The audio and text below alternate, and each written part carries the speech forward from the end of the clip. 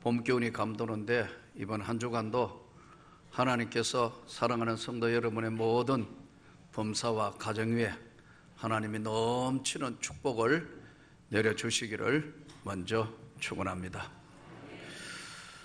우리가 오늘 여기 와서 예배드리며 신앙생활을 하지만 우리 각자 한 사람 한 사람의 신앙적인 배경은 얼굴이 다르듯이 다 다릅니다. 어떤 사람은 모태부터 신앙생활을 한 사람이 있고요, 또 어떤 사람은 중고등학교 때 어떻게 예수를 믿게 된 사람도 있고요, 또 어떤 사람은 청년 때 예수를 믿는 사람들이 있고, 결혼해서 가정을 가져서 예수를 믿게 돼서 신앙생활을 하는 분이 있고요, 인생 이제 마지막 연세가 많아서 예수를 믿어서 교회에 나오시는 분도 있을 수 있습니다. 각자의 신앙의 배경이 다르다는 거죠. 오늘 이 로마서 8장, 이 로마서를 이제 조솔한 사도 바울의 신앙적인 배경을 우리가 먼저 한번 살펴보면, 바울은 독특한 인생 경력을 가진 사람이었어요. 우선 출신은 예루살렘이나 베들레헴이나 유대 본도가 아닌 저 길리기아 다소 사람이라, 소읍 이렇게 이야기해요. 다소 지역에 있는 바울 사도는 이제 우리로 얘기하면 아주 지방에 있는 한 도시 지방 사람이었어요. 그러나 바울이 독특한 것은 당시의 모든 사람들이 부러워하고 있었던 로마가 세계를 지배하던 그 시대에 로마 시민권자였어요. 근데 이게 로마 시민권이 어느 정도냐 하면은 체포, 구금 함부로 할 수 없고 함부로 죄를 물을 수 없는, 반드시 황제의 재판을 받아야 될 만큼 신분이 보장된 것이 로마 시민권이었습니다.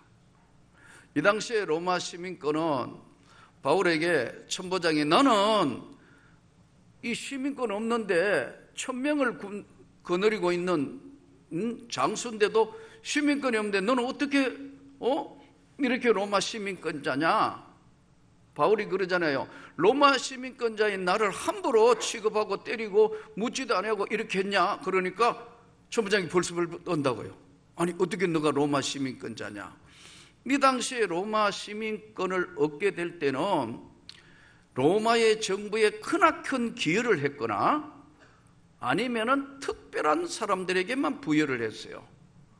그런데 문헌을 따라가 보면, 이 성경에 없으니까요, 문헌을 따라가 이렇게 보면은 당시에 로마의 귀족의 몸종이 되거나 노예가 되어서 긴 시간 한 20년 이상 그 집에 몸담아서 충성 봉사하면 나이가 40이 되면 이제 자유롭게 살아라고, 그동안 귀족을 위해서 참 수고 많이 했으니까 자유롭게 살라고 로마 시민권을 부여해 준 관례가 있어요.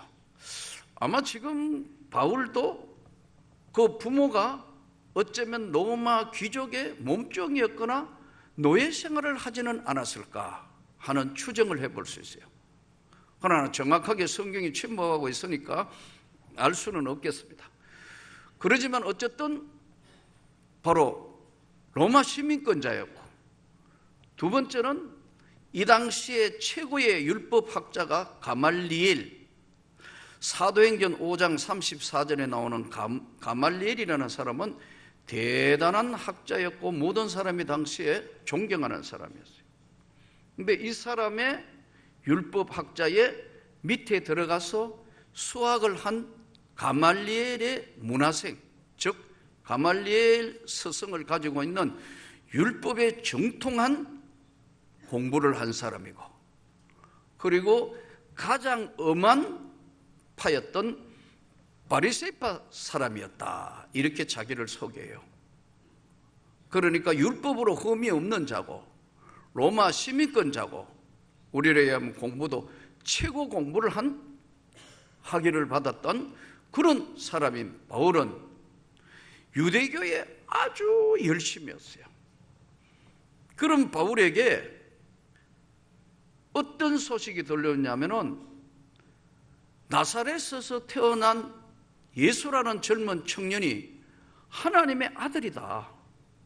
그런 소문에 들어보니까 물리를 걸어가고 보리떡 5개와 물고기 2마리로 5,000명을 먹이고 남았고, 그리고 죽은 자도 살리시고 병든 자도 살리시고 수많은 사람이 따라다니는데 그가 바로 이 땅에 하나님의 아들로 왔다는 이야기를 바울이 들었을 때 바울은 격분을 한 거예요.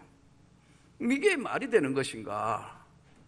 이렇게 해서 하나님 앞에 스스로 율법에 열심이었던 바울은 대제사장에게 가서 다메섹 지역에 있는 예수를 믿는 자들을 색출해서 전부 붙들어서 그들에게 이제 감옥에 집어넣게 하거나 아니면 그들을 핍박하려고 자기 스스로 할 수 없으니까 대제사장의 권위를 빌려서 대제사장에게 공문을 받아 가다가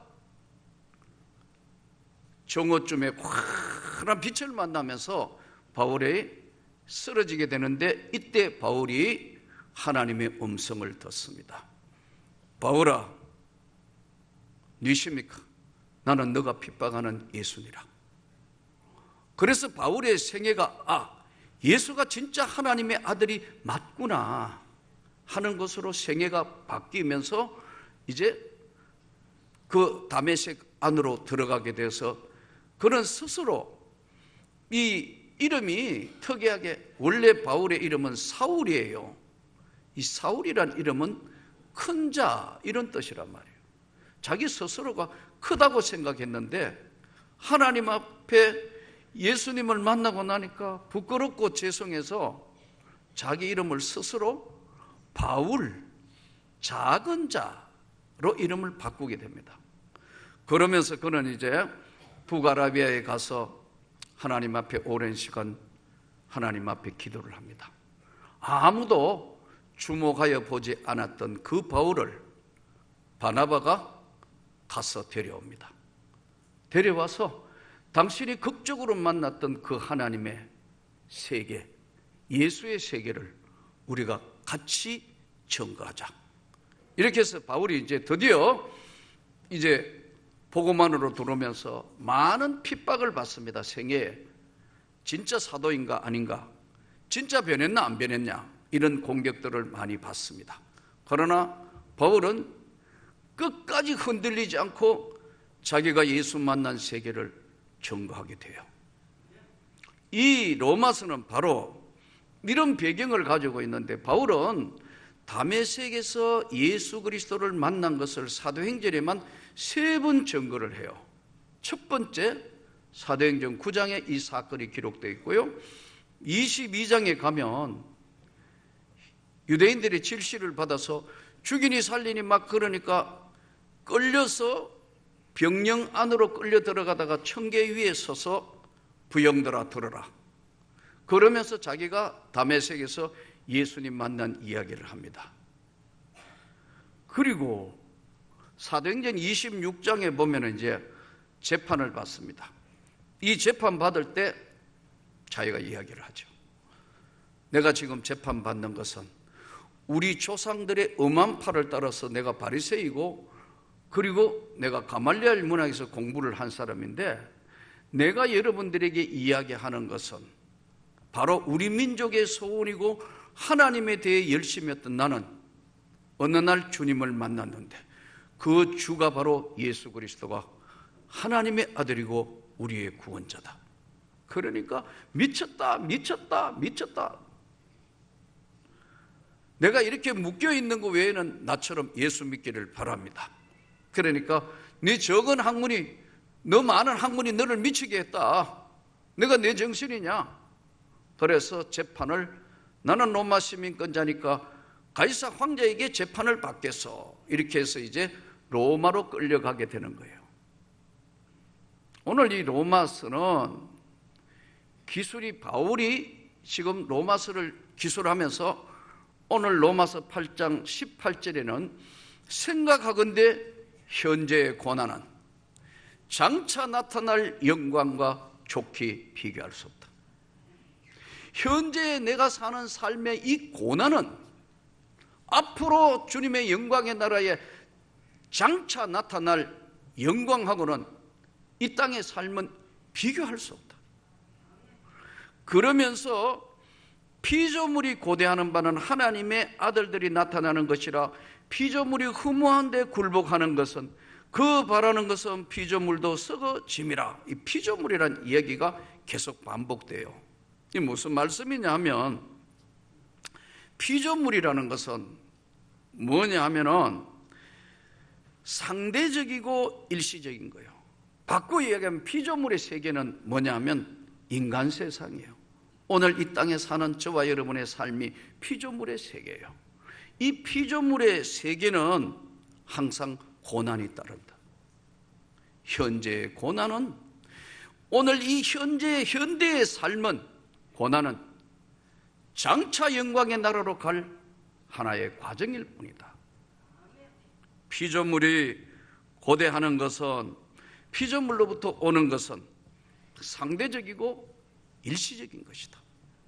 이 피조물로부터 오는 고난과 역경은 육체의 죽음으로 모든 게 종료된다. 이러면서 피조물의 특징을 설명하는데 허무한 데 굴복한다. 돈 때문에 먹고 살아야 되니까, 자녀 키워야 되니까, 내 삶의 모든 것들 필요는 한데 마치 물질의 노예가 된 것처럼 허무한 데 굴복하고 종노릇하고, 여기에는 피조물은 상대적이고 일시적인 것이다. 그러나 이 땅의 삶도 주 예수로 인하여 행복하기를 축복합니다. 능히 승리하기를 축복합니다. 그러나 하나님의 창조의 세계는 절대적이면서 영원한 것이다. 이 피조물의 세계는 상대적이고 일시적이라면 절대적이고 영원한 것이기 때문에 주님의 영광의 나라에 신령한 몸으로 부활하여 영생의 천국의 소망을 가진 너희들은 참음으로 기다려야 한다. 할렐루야.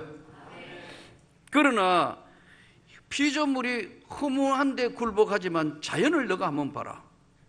자연은 하나님의 창조품인데요, 인간이 오염시키면 그 오염시킨 것이 인간에게 돌아와요.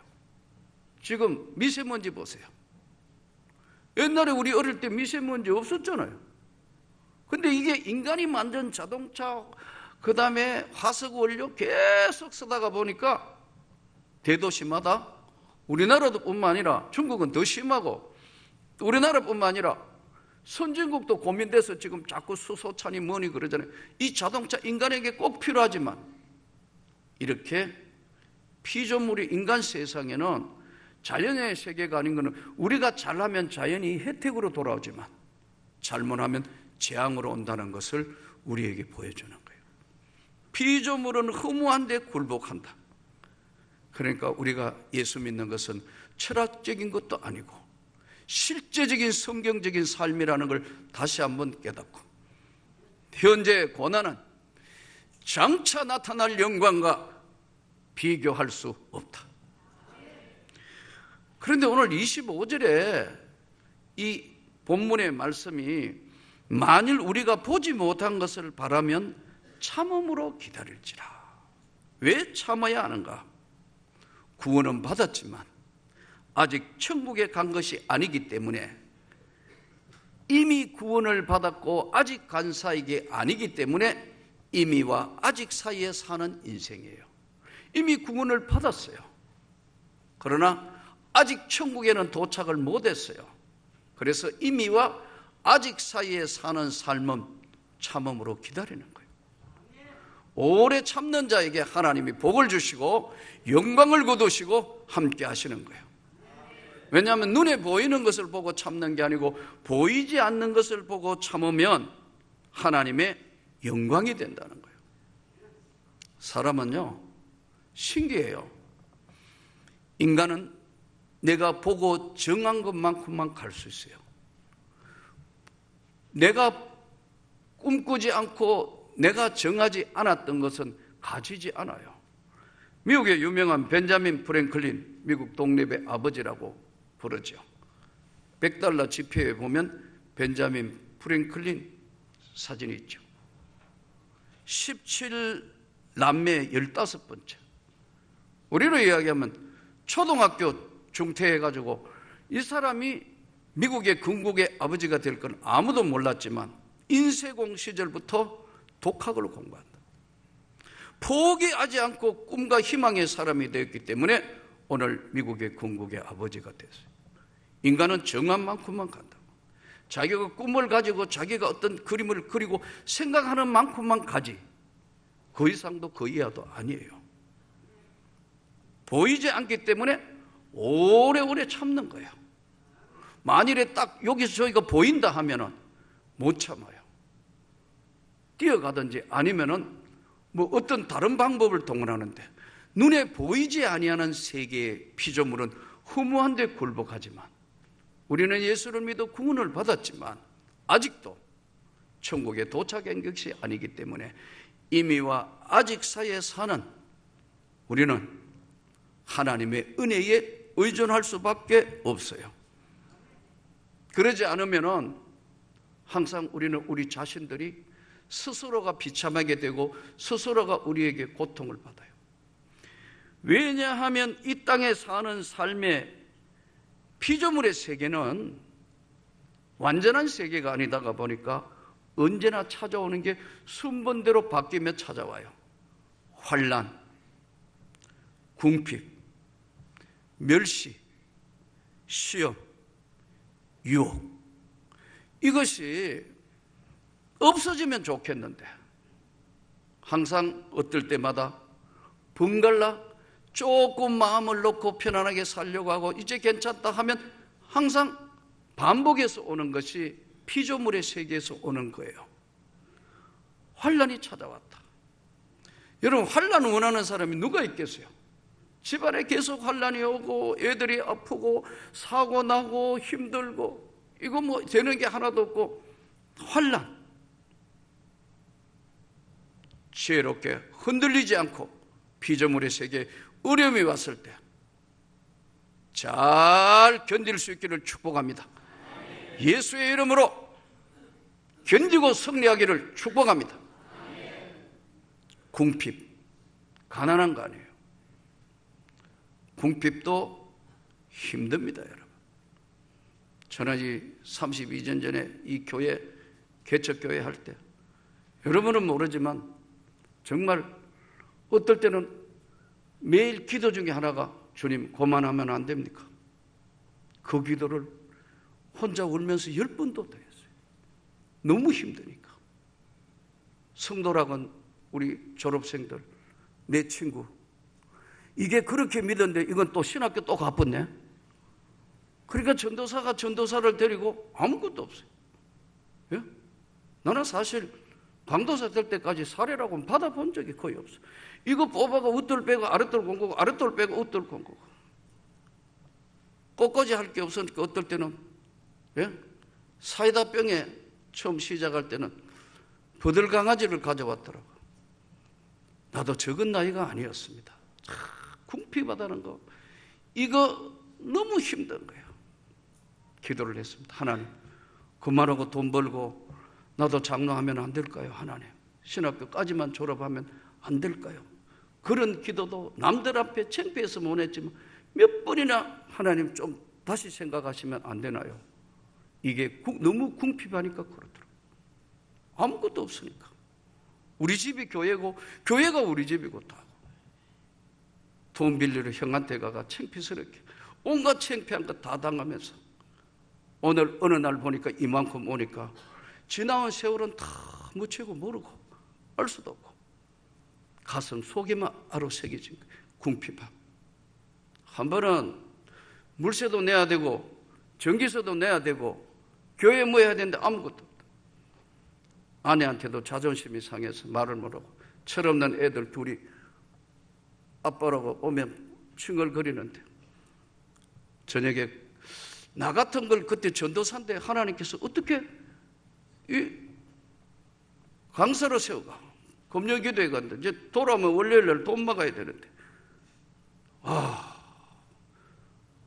정신이 아득해서 뭐 설교하고 간증하고 나오는데 사례를 5만 원 주더라고.